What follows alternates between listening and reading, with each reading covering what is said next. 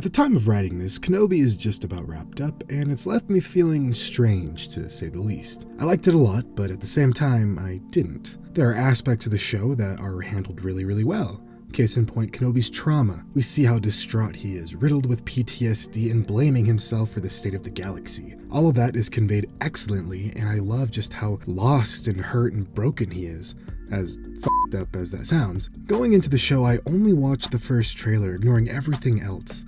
No interviews, no spoilers, no nothing. Based on the initial trailer, we open up on Tatooine with somber music playing in the background. Kenobi saying the fight is done, we lost. Cut to young Luke acting like his father once did. Cut to black. Duel of the Fates begin playing. Fortress Inquisitorius, the Grand Inquisitor monologuing saying the Jedi can't help what they are. A dude being hung. An Inquisitor looking over a neon-lit city. Imperials, more Inquisitors. Kenobi in the crowd. Grand Inquisitor with the spinning lightsaber. Badass action shot after action shot, culminating in Hope survives, followed by Vader's iconic breathing.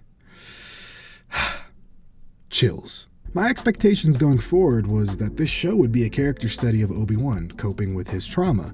And due to the fact that they cast Hayden Christensen as Anakin once again, that probably meant we'll get to see lots of Clone Wars flashbacks emphasizing said trauma. Obi-Wan is seen off Tatooine, so that means something truly dire pulled him away from his duties. Inquisitors are in this, Vader is in this, the tagline is Hope survives, so it probably means Kenobi has to regain his lost hope? Hell yes. But all we really got was this.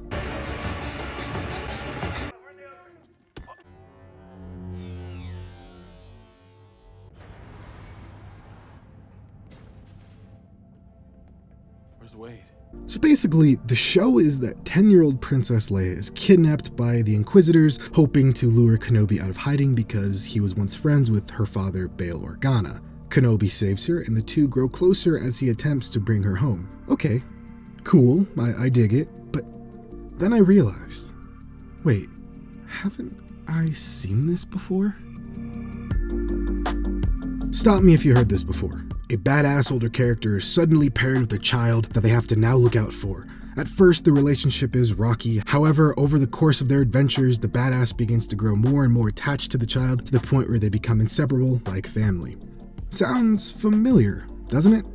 Like we just saw it with Din and Grogu, or Kanan and Ezra, or the Bad Batch and Omega, or Anakin and Ahsoka, and now it's Obi-Wan and Princess Leia.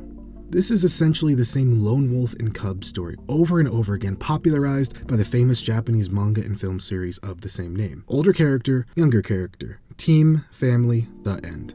In fact, The Mandalorian was deliberately inspired by that series, as quoted by Jon Favreau. I don't want to be influenced so much by Star Wars. I want to be influenced by what influenced George. So let's really look at Kurosawa films. And that kind of led to the whole Lone Wolf and Cub thing. Now, this isn't to say this is a bad thing. In fact, I love when Western media is influenced by Eastern media.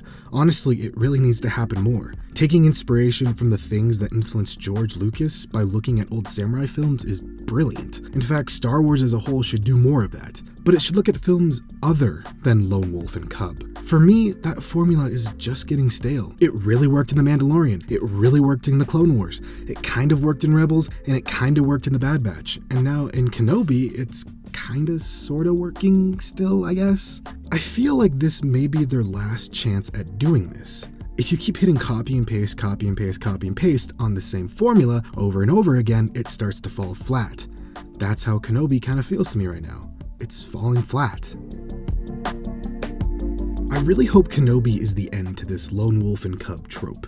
It's a great story, but when done to death, it loses its impact. Now, in Star Wars, every time we see an older badass and a younger child become paired up, we all know where it's gonna go.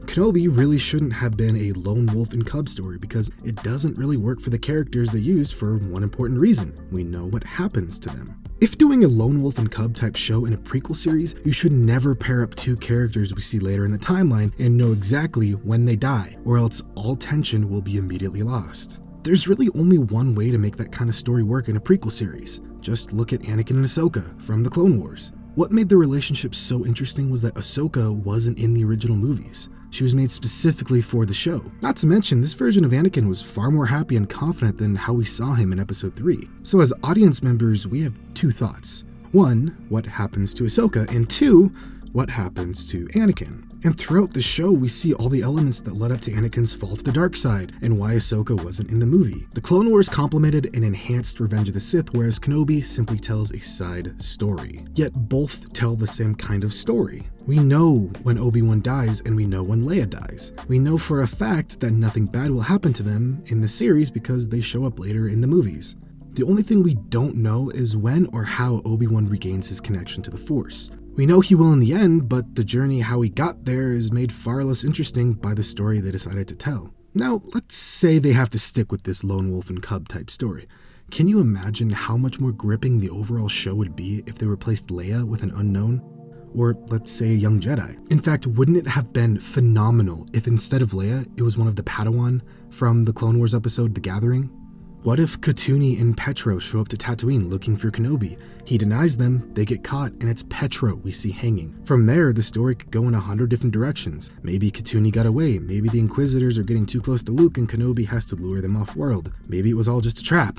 Who knows? The point is, if a character like Katuni is in the position we see Leia currently in, we'd be considerably more concerned for her safety because we don't know what happens to her. But again, that's if they keep the same Lone Wolf and Cub trope. I personally would have wanted something different, but if they had to, I wish it was something like I just outlined.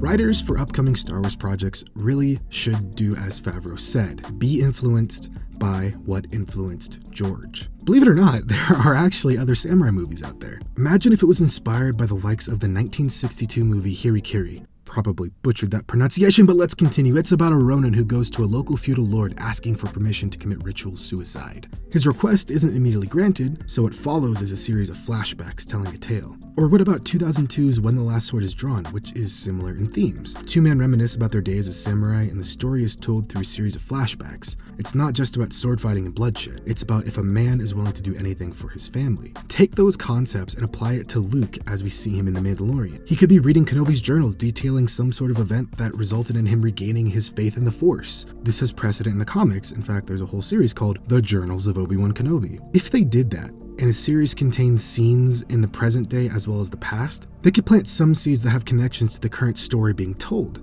Plant the seeds in Kenobi, bear the fruit in Mandalorian. Regardless, I could go on about this topic all day.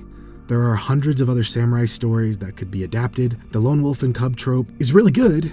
However, when overused, it becomes stale and boring. What could have been a very complex character-driven story has boiled down to an alright Star Wars show rehashing the same tropes we've seen time and time again. Based on how the show is, I think I have a somewhat good idea of how it's going to end, and I'm kind of underwhelmed by that fact. Despite this, I think it will be just fine. I just hope the series would have been a little more than just fine. I hope in the future, Star Wars writers break away from the same formula they've been using time and time again. Stretch their legs, do something bold, but not too bold because Star Wars fans are annoying. Look back at old samurai films, study, and simply do as George did.